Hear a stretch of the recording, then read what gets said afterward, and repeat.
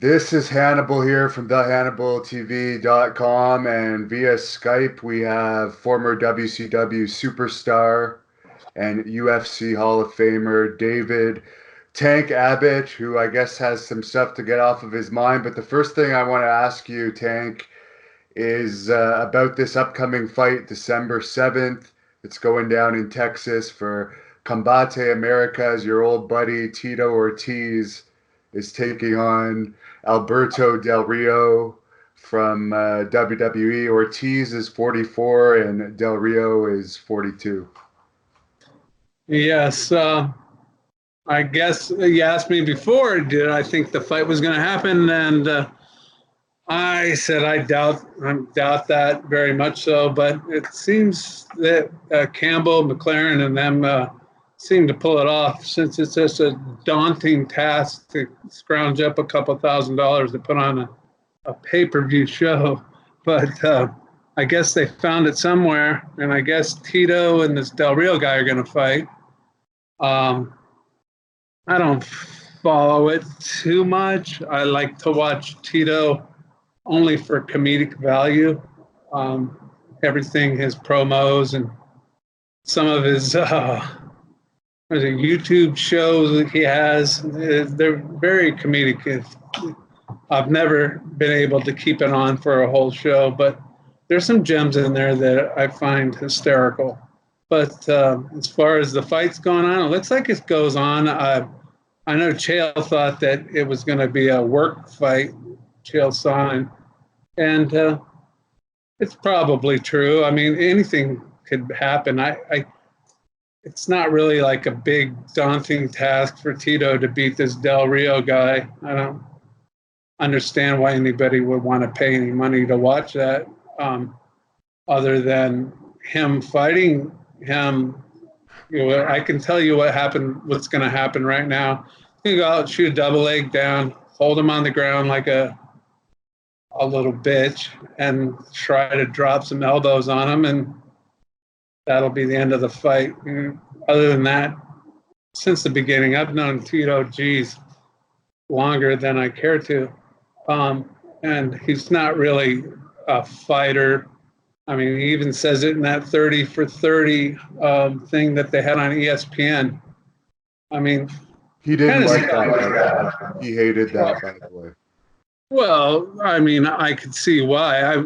I mean, they accurately call him stupid, and I can just imagine when you're dumb, you don't know you're dumb. So he's probably found that shocking.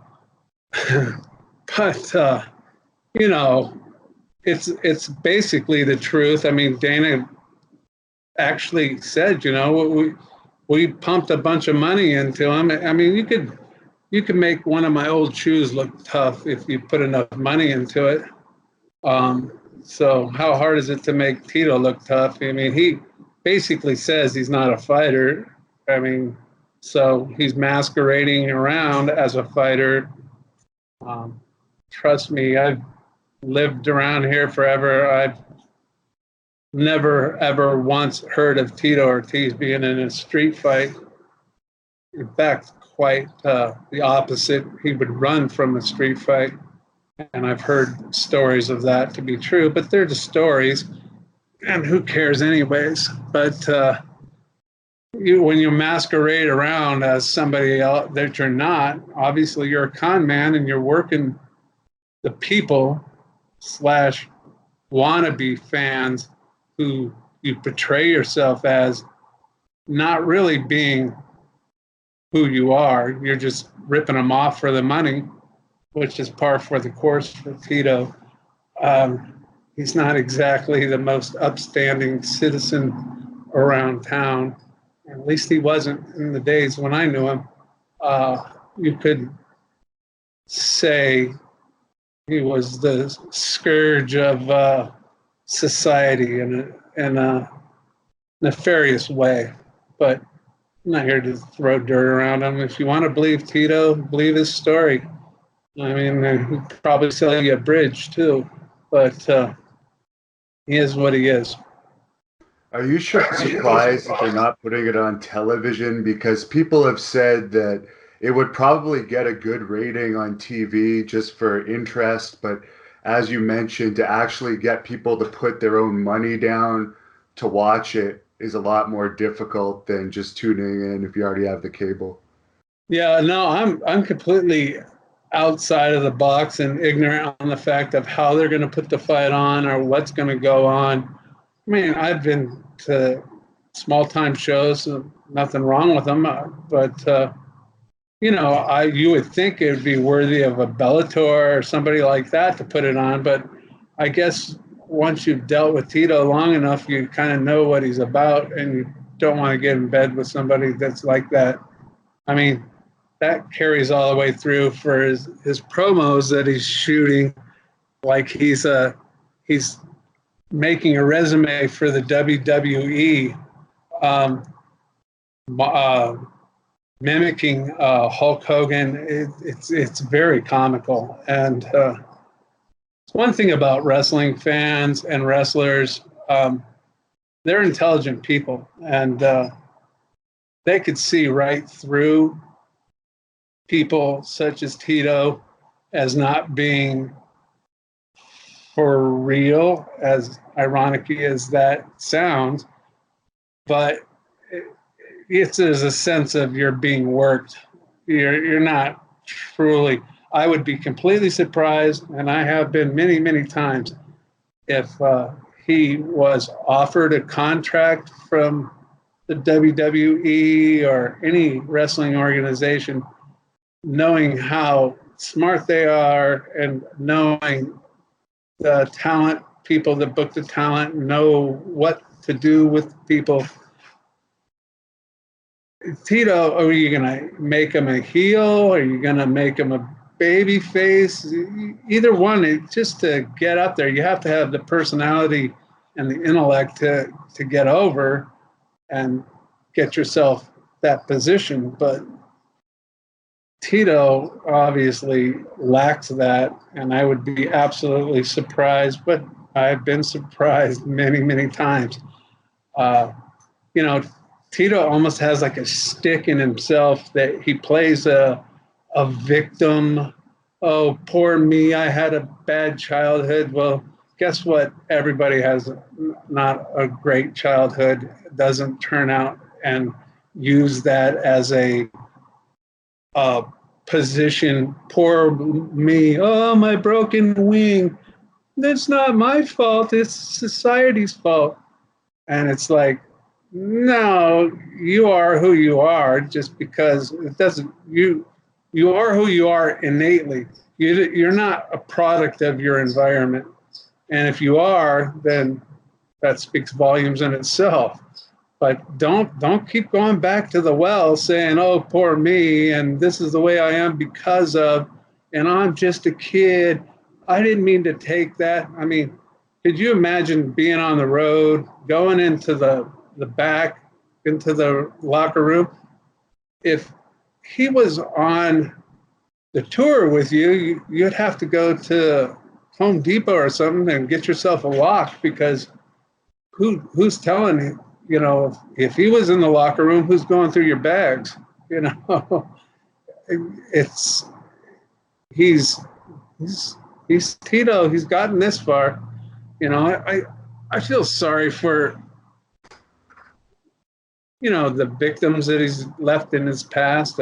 Jenna Jameson. I'm no fan of porno, and I'm not one to bring her up, but he put her together. I mean, he ended up leaving her he got a house out of the deal and the whole 9 yards. He didn't pay for no house. He got stuck. He couldn't even make her car payment. He took her car too. And so you're going to feel sorry for him?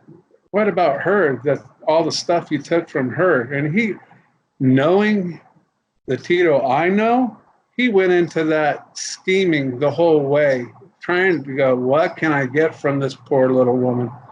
Not literally poor, but emotionally poor, you know, somewhere around that. And what? He ended up skating off with her house. I mean, he didn't buy that house. Ask him to see the deed to the house. I want to see whose name's on it. I think he did his thing with the kids, and that's that. But he's living in it, so good for him, I guess. And what do you think about the stipulation? If Tito wins, he gets one of the copies of Alberto's WWE championship, and if Alberto wins, he'll get a copy of the UFC lightweight title, supposedly. Oh, I find it very interesting. I mean, I mean, that's another segue for Tito. He's running out of options, and I don't know if you've seen his YouTube shows. Like I said, I don't follow him. I follow him like I do the Basketball Association, WBA. I don't think we would get that in Canada. Well, I don't even know if it exists anymore, if it did. But anyways, that's how much I follow him. Like I watch his stuff on the thing only to watch him make a fool of himself. But what you gonna do? Tito is Tito, but so he's gonna get a copy of a belt from Alberto Del Rio, or I don't even know his name, and he's got a belt. So I guess that's a way. You watch these shows of him, and he talks about how he's been a wrestling fan, and he went to the wrestling room in high school after they couldn't hold him back anymore in junior high because he was getting too old. They had to kick him out, so he had to go there. And he said he went to the wrestling room looking for a wrestling ring. And that's not too far-fetched for Tito. But what is he supposed to do? He's going to be a wrestler and all this stuff, and he's an avid fan, and he's always been one. Well, I know his wrestling coach in high school, and he never went. I have spoken to him about that, and he never went into the wrestling room saying, "Where's the ring?" and I'm a wrestling fan. This is all part of his contrived, made-up story for the talent executives at WWE to go, "Oh, he's a fan. Hey, check out his Hulk Hogan routine. He's pretty good." It's still, I think it's going to work because they're desperate for talent right now. So if that's what he wants, I'm sure he could have that. If he wanted that, he would already have it. There's no doubt in my mind.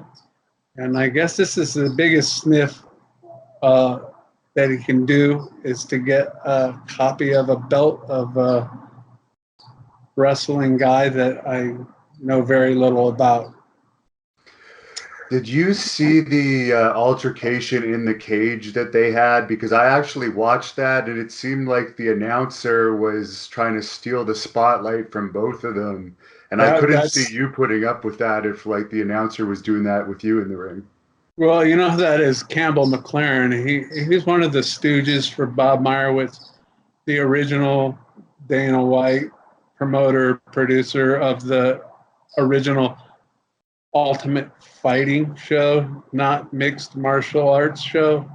And it's like the politically correct way of saying Ultimate Fighting. And so, no, Campbell was one of his stooges, and so he's out there trying to do the best he can by interjecting himself into promos and stuff that way. It was very contrived and made up, and I don't, I don't really wish ill will on the whole organization. I hope they do well, but and I'm still going to hold on to it. We'll see if it ever happens. I mean, it might happen, but it'll be like one of these shows you go out in the middle and there's maybe 300 or 400 people watching it, but it'll go down. But to what level?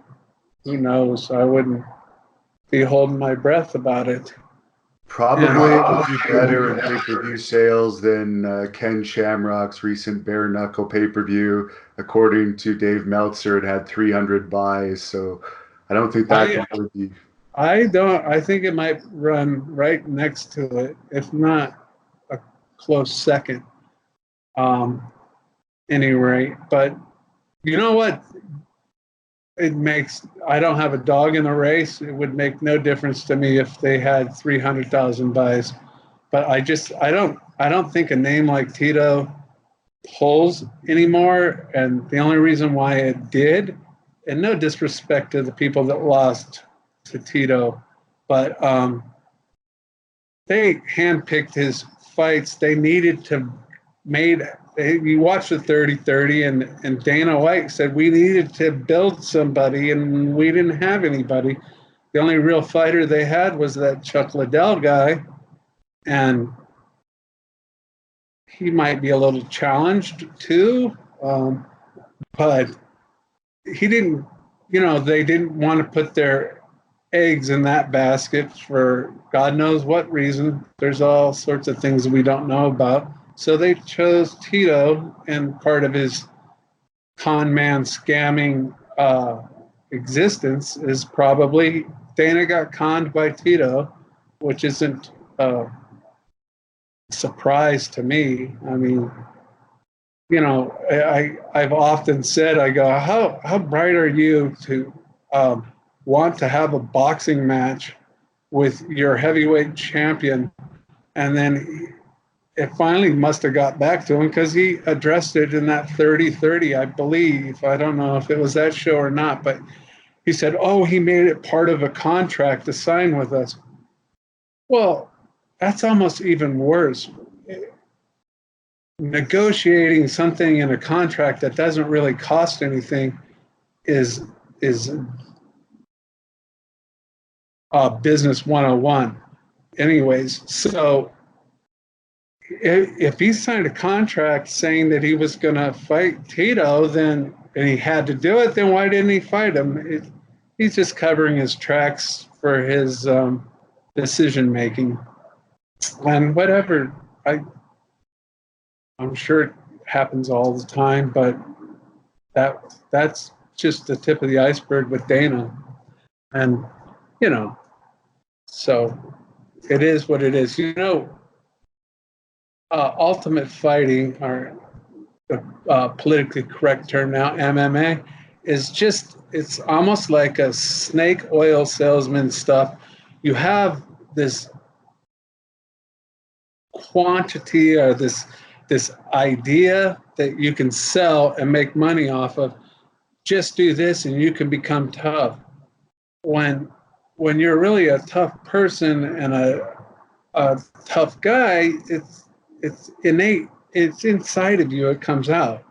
It's not something that you mimic, make up, tell people you are. People know who you are because of it. And so, sadly, this business has been infiltrated by all sorts of reasons. And Dana White, he got lucky. And, whatever you say, it wasn't his decision-making things. It was his luck. And, there's a proverb or whatever says you make your own luck. That's just an excuse for saying, no, you're stupid and you got lucky. It's the bottom line, basically. And weight classes is because Tito he has to take steroids to fight at that level. I mean, when he was training with me, he was never at that level. He's not a very strong guy. He's got a big frame and he knows how to use his leverage, but he's long. But he's not strong by any means. I mean, there's a bunch of high school kids that are probably stronger than he was. But he hooked up with John Lober, who I understand recently passed. And I believe John Lober introduced him to steroids. And obviously, you don't get a head like Tito's with a big sagittal crest and an elongated jaw because you drink buttermilk. I mean, it's obviously what he does. And I don't know if he's still doing it, but secondhand information I've heard from other people saying that he was on the gas, as they say. And so it's just, it adds on. But as far as that going on, God, I'm running out the mouth today. It's fine as wine in the summertime. And he is what he is, but he doesn't pull money anymore. And maybe on one of his little internet shows I could stand, he was preparing dinner, and it looked like another resume for cooking shows. So maybe you see him on the food channel. Anyways, it's ridiculousness. Like I said, if it's on pay-per-view, I wouldn't buy it. I don't know who would. It is what it is. Chael pretty much nailed it on the head. He said that it's a fake fight. It's a work. You got a wrestler in there that does works. So what's the intrigue? I mean, even when De La Hoya took over the Chuck and Tito fight, they didn't get the kind of buys that they wanted. And they had a real fighter on there in the name of Chuck Liddell, and that didn't go anywhere. Not to say that Del Rio isn't a real fighter, but I've never heard of him. That doesn't mean anything, but it is what it is. Well, he hasn't fought for many, many years. I know that. He may have had fights in Japan, I believe, in the past, but I think it's been a long time since he's been in any type of real competitive fight. Right. So, like I said, instead of buying it, you can listen to me. I'll tell you exactly what's going to happen. Tito's going to go out and shoot a double leg, hold him on the ground, and then it'll be over with. And with his crushing elbows that he likes to tout himself of having, anybody can throw an elbow. It's like saying you have a crushing jab. Speaking of which, I hate to digress and change channels here, but I was flipping around your show, which, by the way, I don't know if I've complimented you or not. Put together some really good shows. I was checking out Sid Vicious and enjoyed that show. And then, you know how they have the scrolls on your phone that goes down and had different people that you had interviewed.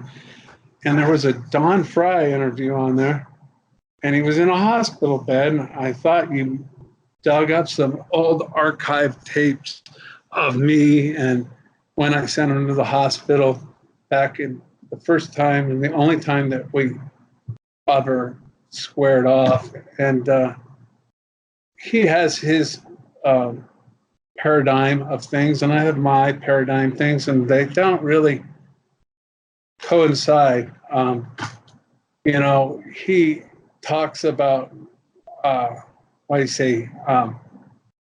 He squared his feet up. Well, I knew going into that fight that he can't box off of his front foot. He has to change feet to shoot a double leg or what have you. So when he walked out and he had his foot out that he doesn't shoot with. So I knew it was wide open season to take his head off, which I basically did. I knocked him completely crazy and cut his face wide open in many different ways. And he knocked him on Queer Street. He was out on his feet and he was staggering around, and he's staggering towards me and he stepped on my foot. And I have it on videotape. I have like garbage bags full of VHS tapes. These guys were going to film a movie on me, and they were filming illegally on the side of the cage there. I had that tape, and I have others of him staggering on my feet. I fell down. I always trained if someone takes my back, I could reach down, grab their foot, snap their ankle. Well, he had wrestling. Everybody I did that with had wrestling shoes on. He was barefooted. His foot slides through my fingers. He got the choke in. I wasn't going to lay around, let him choke me out and make myself look stupid. So I tapped. But he fought his friend before the fight. He can say whatever he wants about Cal Worship not being healthy. He was somebody I didn't know and have no idea of knowing.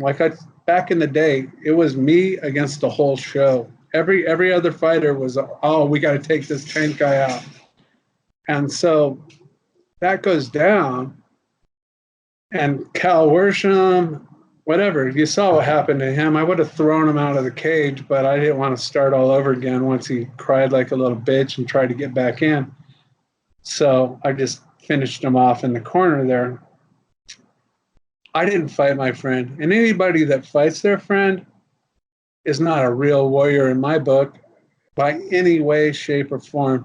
I would never fight my friend for anything. It's not in my warrior code of life.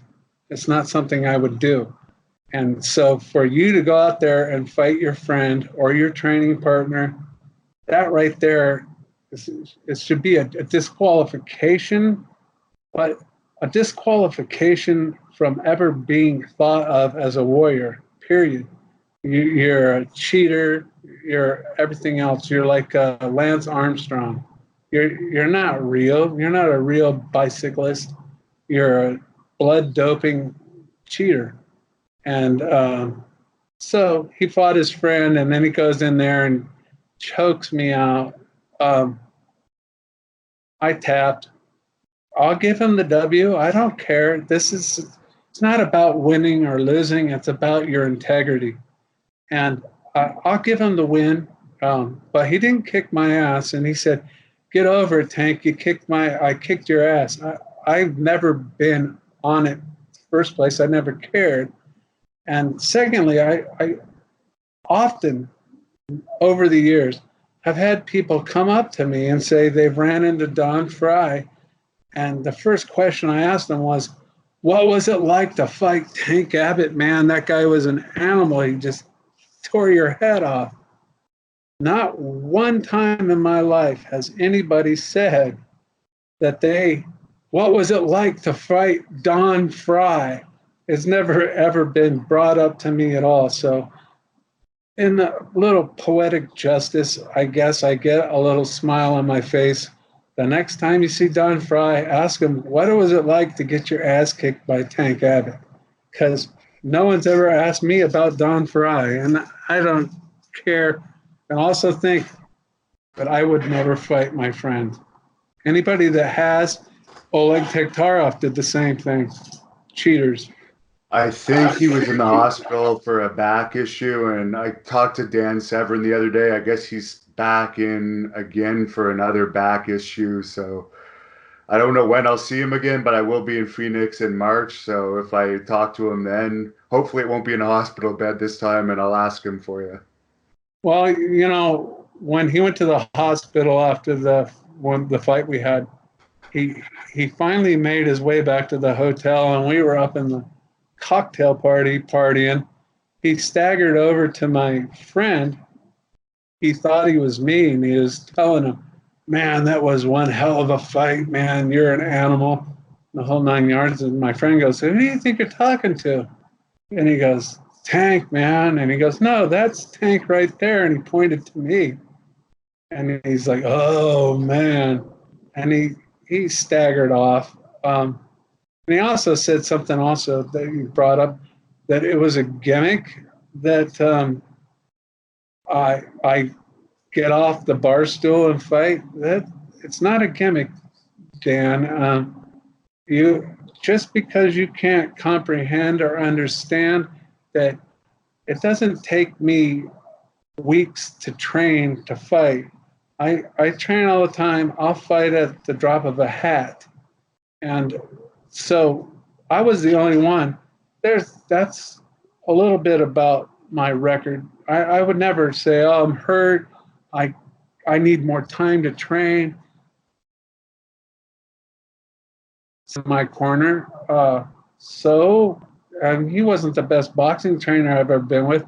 Noyd Cruz was my mentor forever. And when you have to understand, there was no MMA, no holds barred boxing, fighting, training gyms.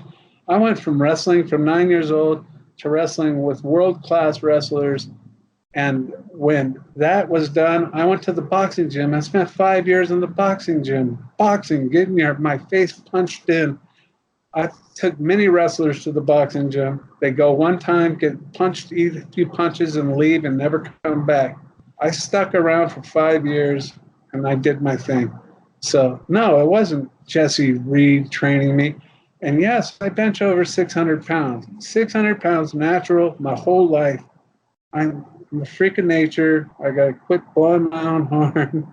But that's why I was who I was. Yeah, I didn't have a bodybuilder's body. You didn't see me out shaving my legs and doing my stuff. I lifted for power, you know? I wasn't into all that kind of stuff. I was into putting heavy weight on the bar and moving it. And that's what I did. And my boxing guy, Jesse Reed, was in the corner, and it wasn't a gimmick. I didn't make this stuff up. It's all real. And just because you can't comprehend what's in this between these 2 ears, don't come up with an excuse like it's a gimmick, because it's furthest thing from. It's 100% natural. What do you think about Tyson Fury now getting into wrestling a little bit? He's going to be on a match with WWE later this month. You know, honest to God, and it's not a rib or anything, I don't know a lot of these people. I wish him all the luck. He's never done anything or said anything to make me think I should have ill will towards him. I mean, it's so good luck to him, and whatever happens, as long as you're a good person in your heart and in your soul, that's all that matters. And everything you get and you accomplish, more power to you. I'm your number one fan for that. I'm on your side, as long as you're a good person. Have you heard about Conor McGregor? I guess there's another sexual assault charge being brought against him. And there's also, I guess he's being formally charged for hitting that guy in the bar. The biggest penalty he could get would be 3 months in prison, which would be pretty difficult for him probably to deal with, since he's a multimillionaire. Well, that and being a lawn jockey. Anyways, yeah, no, you know, I understand boys will be boys and stuff like that, but that was pretty much like when he hit that old guy, that crossed the line for me. I mean, trust you me, walk a mile in my shoes, not even 10 yards in my shoes, and I've dealt with issues like that. You just got to bite your tongue, look the other way, and walk off. But to just blatantly, he sucker punched that old guy, and that sucker punching is a bad thing. It's not something to go around and hang your hat on. It's a bad thing. So at this point in time, I don't know the full story about the McGregor guy, but from what I've seen, he's not a good fellow. God, where did fellow come from, man? I'm channeling the UK or something. There's one professional wrestler. He's another former WWE champion named Jake Hagar, or Jack Swagger. He's fighting for Bellator now. They seem to be building him up. They've been giving him favorable fights. He's won his first two. He's got his third one coming up this month. But apparently after that, he's going to go back into pro wrestling. Have you seen anything of this guy? Or? I've actually seen the name. Has he got blonde hair or something like that? Yeah. Don't know a thing about him, but like I said, if he's a good person, and more power to him. I'm down for the good, man. I hate scumbags, and they're out there in this life.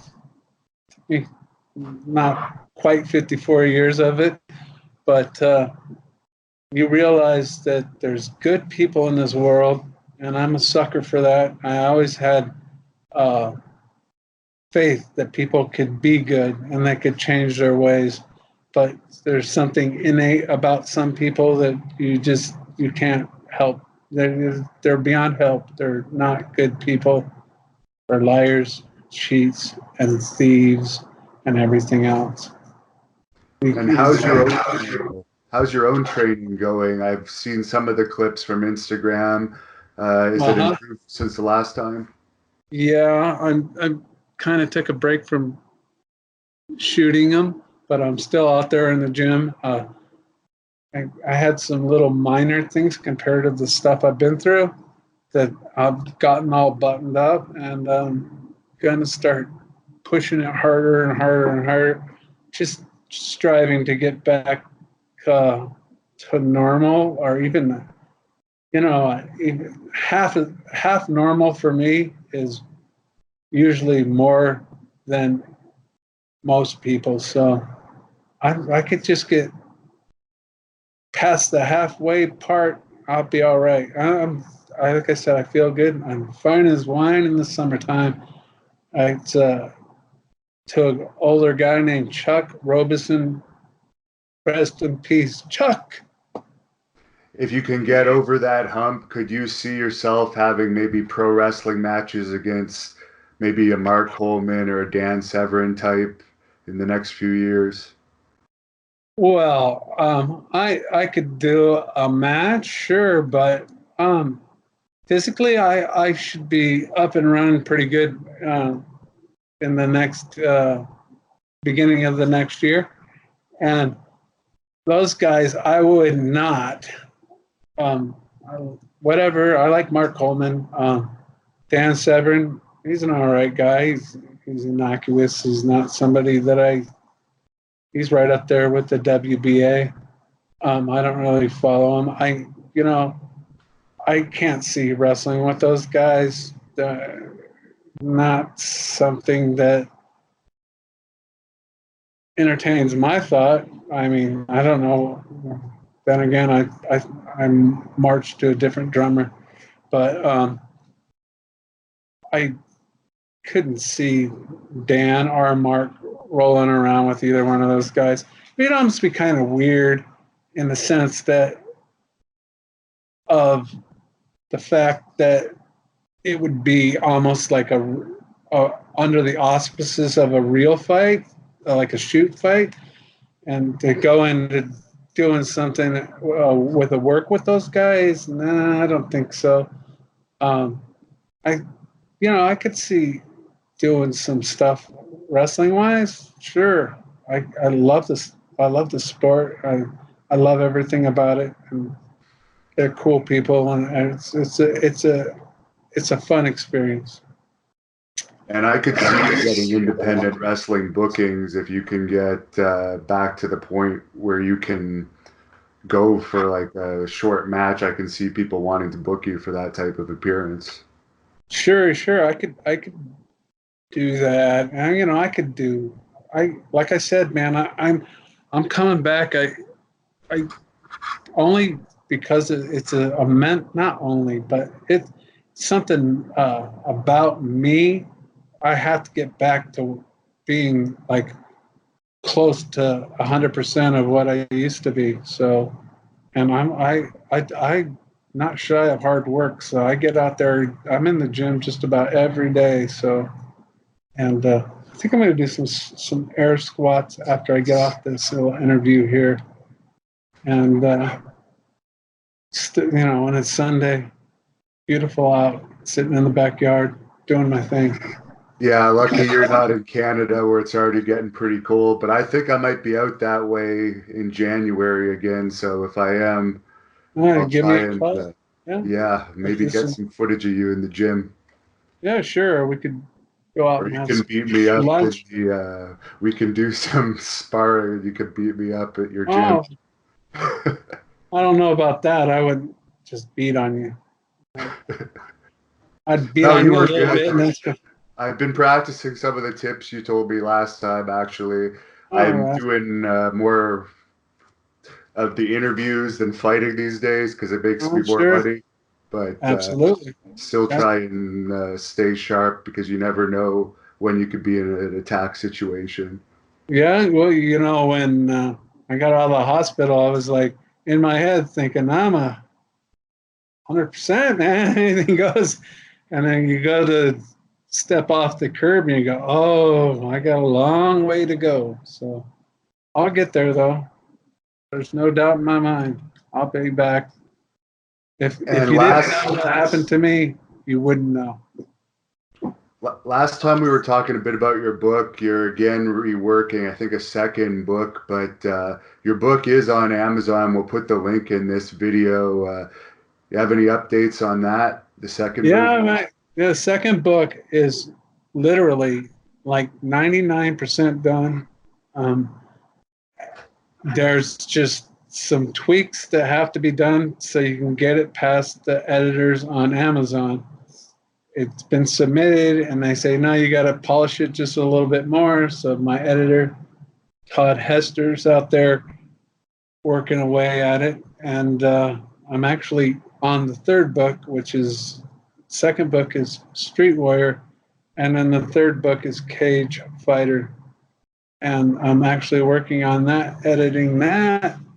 Hopefully is knock these things out of the way. And hopefully in the next couple of weeks, it'll be out. But it's when you can't do it yourself, it drives you crazy. You're like, come on, I don't care where you have to go to work. Just do this now, And so pushing on it, and it's just a matter of time.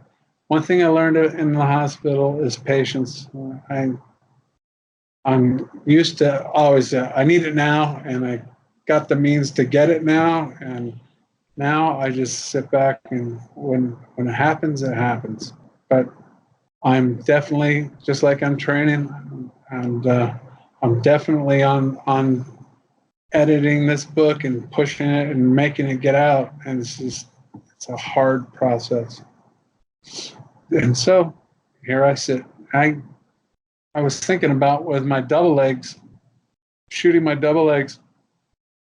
I was laying in bed about a month or so ago back in the thing, and I'm going, man, I can't shoot. My legs are so weak from the atrophy of laying in the hospital for so long.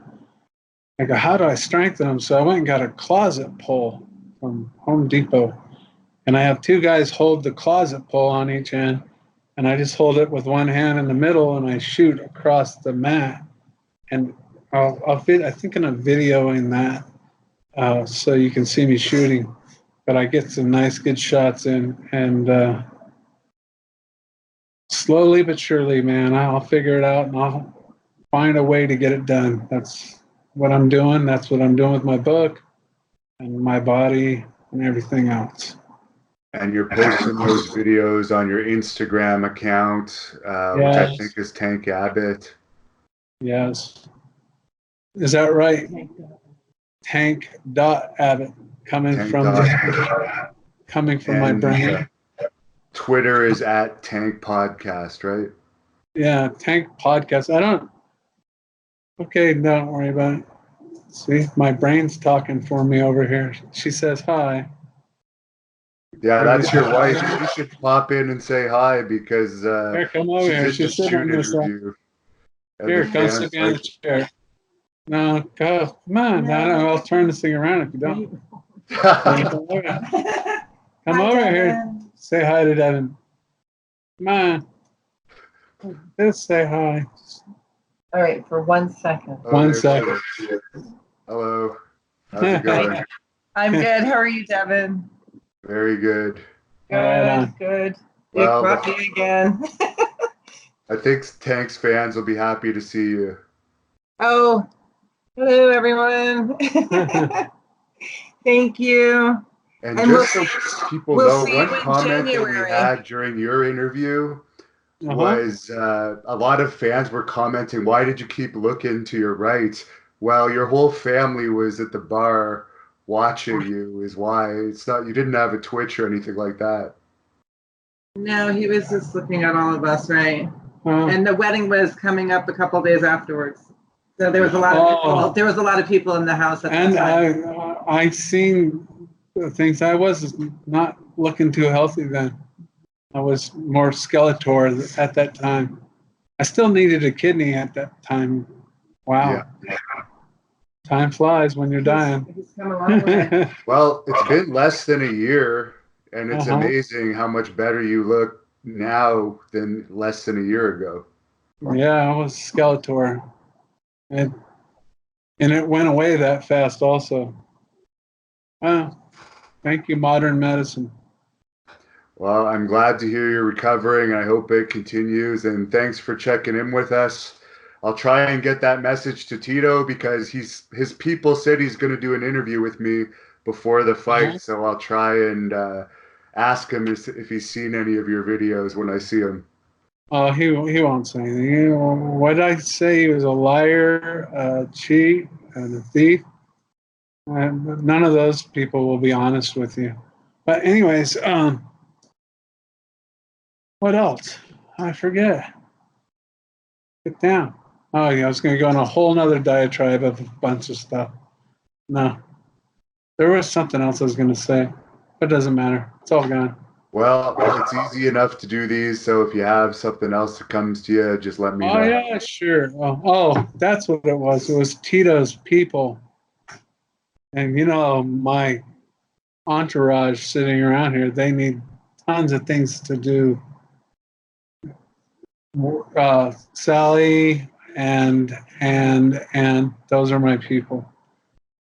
But yes, if you need anything, I'm always here. And I never lie. I tell the truth. So I would love to hear all the good things Tito has to say about me.